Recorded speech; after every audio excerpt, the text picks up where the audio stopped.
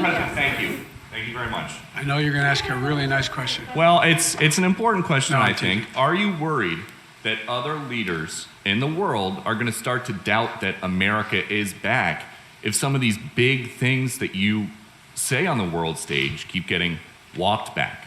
What's getting walked back? It made it sound like, just in the last couple days, it sounded like you told U.S. troops they were going to Ukraine.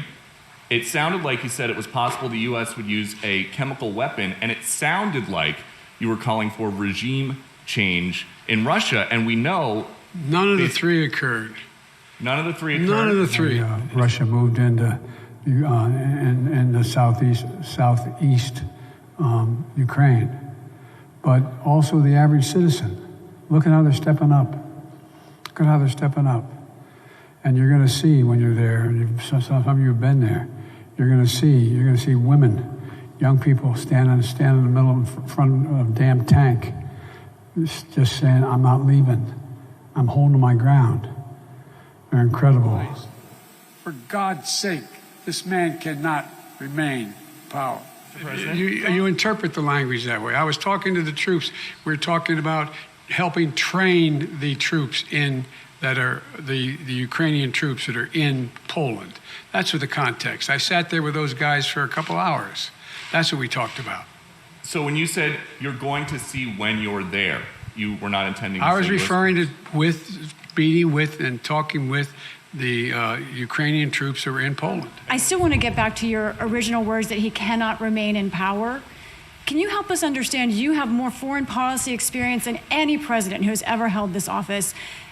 Whether those are your personal feelings or your feelings as president, do you understand why people would believe you, as someone commanding one of the largest nuclear arsenals in the world, saying someone cannot remain in power is a statement of U.S. policy? And also, are you concerned about propaganda use of those remarks by the Russians?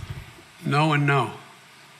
Tell me why. You have so much experience. You are the leader of this country. Because it's ridiculous. Nobody believes we're going to take down. I was talking about taking down Putin. Nobody believes that. Number one. Number two, what have I been talking about since this all began?